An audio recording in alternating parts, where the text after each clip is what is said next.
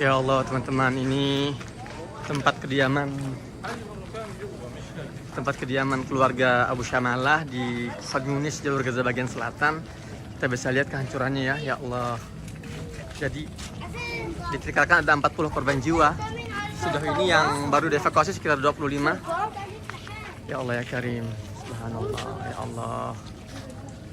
Alhamdulillah salam ya jemaah.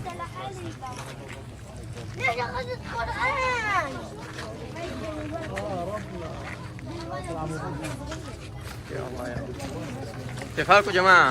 الحمد لله. كويسين؟ اه كيف معنوية؟ ها؟ عالي. ما شاء الله عليكم ما شاء الله عليكم. Teman-teman tahu gak?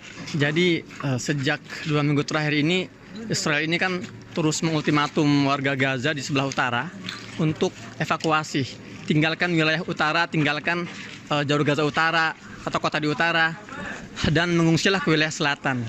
Dan antum tahu gak? Sejak ultimatum dilakukan dan sejak ribuan warga Gaza, bahkan ratusan ribu itu mengungsi ke selatan, ternyata tingkat pembunuhan itu lebih tinggi di selatan. 65% korban jiwa itu sampai hari ini itu dibunuh di selatan. Dan sekarang saya lagi ada di Khan Yunis di jalur Gaza bagian selatan dan beberapa jam yang lalu ini rumah belakang saya ini namanya rumah keluarga Abu Syamalah. Ini dibombardir oleh 5 roket yang sangat besar, dan sudah 25 lebih jenazah yang berhasil dievakuasi sejauh ini. Sementara menurut perkiraan warga setempat, jumlah korban yang meninggal ini lebih dari 40 korban jiwa, dan ini masih terus dilakukan upaya evakuasi. Kita bisa lihat belakang saya ya, ini evakuasi terus berlanjut. Benar-benar ini semakin brutal mereka ini, dan antum harus tahu mayoritas korban luka dan korban jiwa dari serangan-serangan seperti itu adalah wanita dan anak-anak. Jadi sudah 20 hari sejak Gaza dibombardir ini, korban jiwa sudah mencapai angka 7.000 lebih, di mana hampir 3.000 diantaranya itu adalah anak-anak, dan 1.200 lebih itu wanita. Ya, ini baru berhasil menemukan syahid nih. Ya Allah ya Allah ya Allah. Ya teman-teman, ini baru satu, itu dia, berhasil mengevakuasi satu syahid lagi. Ya Allah. Jadi masih banyak banget yang terkubur di belakang saya ini, masih tertimbun di antara reruntuhan dan puing-puing bangunan.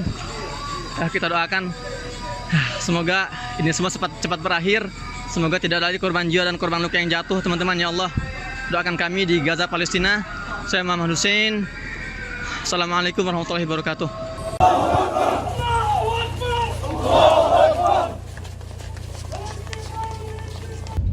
Assalamualaikum teman-teman, selamat siang waktu Gaza, hari ke-20 sejak agresi Israel ke Gaza ini semakin brutal.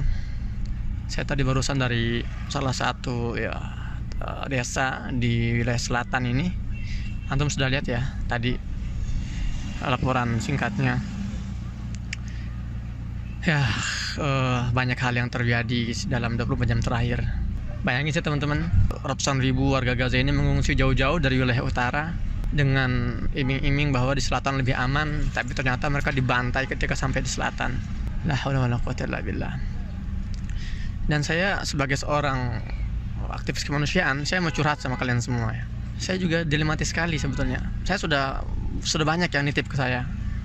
Sudah banyak yang mengamanahkan hartanya untuk kita salurkan, tapi kami di lapangan ini juga nggak bisa semudah itu menyalurkannya, karena sebetulnya yang benar-benar dibutuhkan ini harusnya pintu rafa dibuka dan barang-barang logistik masuk, itu yang dibutuhkan.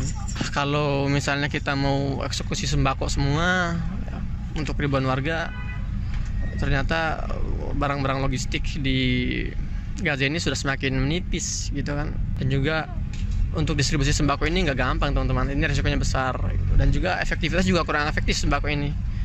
Saya sudah jelaskan, sembako ini kan isinya kan seragam semua ya, minyak semua, beras semua. Tapi kita berikan ke keluarga yang mengungsi, mereka mengungsi itu kan nggak ada kompor, nggak ada dapur khusus gitu loh. Jadi gimana mereka mengolahnya juga para pengungsi ini juga punya kebutuhan yang bukan hanya sembako, jadi seperti pampers, pembalut. Makanya kita inisiatif bagi-bagi kupon belanja. Kita bawa ribuan warga ini untuk datangi sebuah mall, beberapa mall gitu ya, untuk mereka milih sesuai kebutuhan. Tapi ternyata mall-mall itu juga sudah semakin menipis persediaannya gitu. Nah, saya harus nyari lagi nih mall-mall yang masih ada persediaan gitu kan. Itu satu hal. Kemudian hal yang lainnya, kita mau eksekusi program obat-obatan misalnya kan. Tapi saya ini sudah semingguan ya keliling-keliling ke gudang-gudang farmasi, logistik medis. Memang nggak ada. Mereka sudah terserap semua oleh terutama lembaga-lembaga internasional kayak PBB gitu ya. Mereka sudah diserap dan digunakan di rumah sakit yang ada, itu pun sudah habis. Jadi rumah sakit pun sudah kewalahan mereka sekarang ini, nggak bisa memberikan apa istilahnya ya, perawatan atau treatment terendah pun nggak bisa mereka berikan karena sudah tidak lagi punya obat-obatan.